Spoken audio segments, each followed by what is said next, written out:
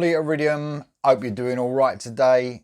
Album review time. So, bit of heaviness for you, bit of thrash metal, Paradox. So, there's a lot of bands called Paradox, by the way, or there have been in the past. So, if you try and search for this band, make sure you put thrash metal German band. So, German, formed in 1986, but not heard any of their stuff. And they were going till 91. Then they split up, don't know the reasons behind it, but from 98 to the present day they've been going. Now they're on AFM Records, so what a great label that covers so many different bands. Now, this album's called Heresy 2 End of a Legend, and it's a sequel to their Heresy album in 1989. I haven't heard that either, so I can't compare. I can't tell you if it's a good sequel to it. I don't think this is a concept album or anything like that. I don't know if Heresy was the band's favourite album or the fans' favourite album. I just know what I know now after listening to the album. This is their actual 8th album. Now, let's run you through the band. These are a great band. They're very technical, they're very heavy, but they do loads of different styles as well. So you've got Charlie Steinhauer on vocals and guitar, Tylen Hudrap on bass, Kostas Milonas on the drums, and Christian Munza on the guitar. These names never get easier, I tell you. So, what do they sound like? So, well, let's first of all, actually, let's visit the artwork. So you'll be able to see the artwork right there. It's a bit creepy. It's brilliant, but it just gives me them horror vibes. And straight away, it's brilliant artwork. You know, it's just an amazing bit of artwork, and we do miss that sometimes on albums now. But it just matches the music perfectly, because what you get, apart from the thrash music and some really fast playing, you get some classic metal thrown in. You get a bit of doom, I would say, a little bit of power metal. They're a little bit progressive as well at times, and that's just the arrangements within the songs. Within a song they could do lots of different stuff. They've even got a sort of new wave of British heavy metal sound for me, and I think a lot of that comes from the singer, Charlie Steinhauer. It's sort of he's got a very sort of, he sounds British for some reason to me, and he sounds like he's got a real classic new wave of British heavy metal vocal. I don't know why I think that, but it does. Now, he's totally clean vocals, so you ain't got to worry about that. You know, I wouldn't be recommending this if it was screaming and shouting Cookie Monster all the way through. He sings through the whole album. He's got a great voice. So this band, like I said already about some progressive elements, very theatrical as well, and epic, you know, in a lot of these tracks, and I will run through all the tracks. I would say even a little bit of 70s metal or rock influences in there. But from a whole range of stuff they go through, I'll say thrash is the foundation of them, because there's a lot of thrash going on. But the twists and turns they make in it on an album are just absolutely fantastic. The bass guitarist and the drummer are just amazing, because there's some real fast playing on this, intricate stuff. And obviously, as a thrash band, and all the time changes and everything, these guys are just brilliant. So the bass guitarist and the drummer are just fantastic. Now, the guitaring on this album is another thing altogether as well. It's just amazing. There's some really cool twin lead parts throughout. There's some really, really fast soloing. And obviously, all the rhythm time changes and everything like that. The riffing is just superb. Even the production, and now I think this is done on purpose. It's a little bit...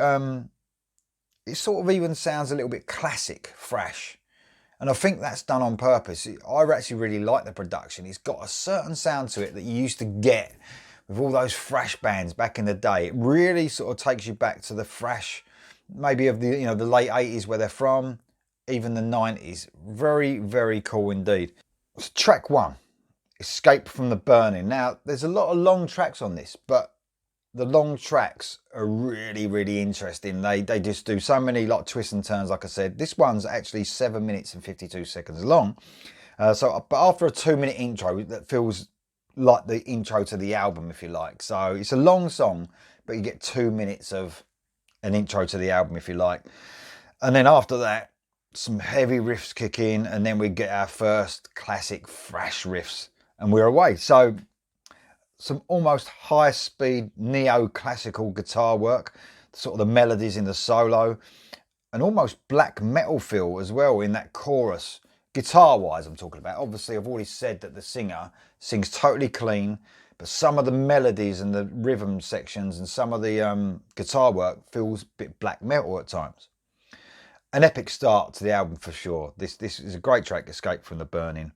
Next up is Mountain and Caves. Now, this is the only song I've heard already from the band. I reacted to this one. It was a single. Love it. You get a doomy riff kicking it off. It's pretty evil fucking sounding, to tell you the truth. Then we almost get like a hybrid thrash sort of metal riff once the verses start, which is very cool. There's some real speed that the band hit here. Very technical in their riffing. You know, when you have a thrash band, they need to be tight as fuck and be very technical on their instruments, especially on the guitars, and that's what you get definitely all the way through. Again, solo is just mind-blowing, brilliant. The Visitors is next.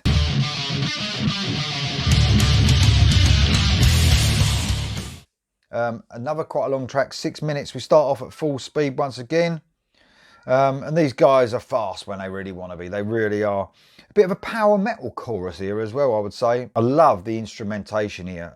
There's sort of a great chugging riff over the solo. It's just amazing. And it takes many twists and turns over the solo as well. That's what you get on some of these long passages of instrumentation.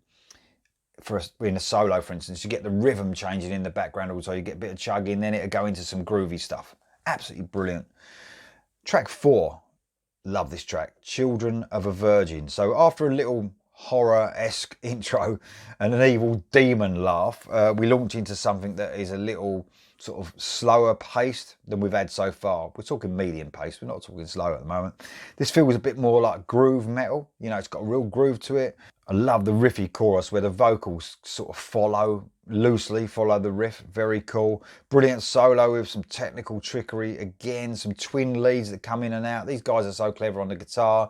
So you get them coming in, you get an amazing solo, then twin lead, and then they go back in and swap about. I think they're swapping about unless the guitarist, one of them is just doing the twin lead parts. I'm not sure.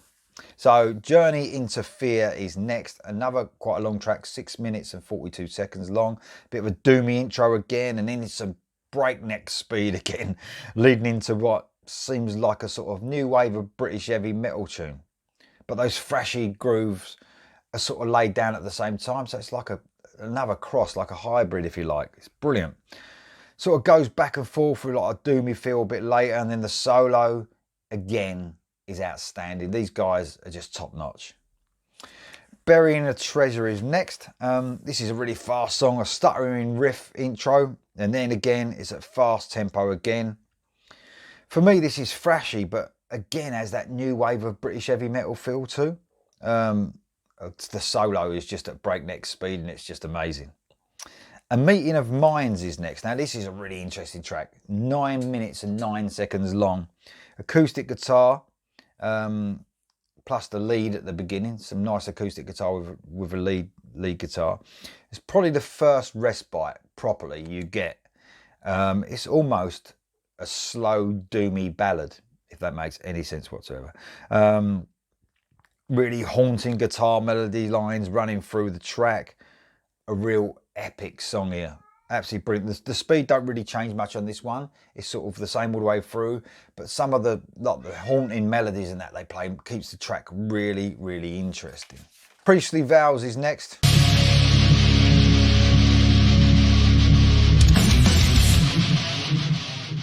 Now, this is a great track. One of my favourites. I did say doomy.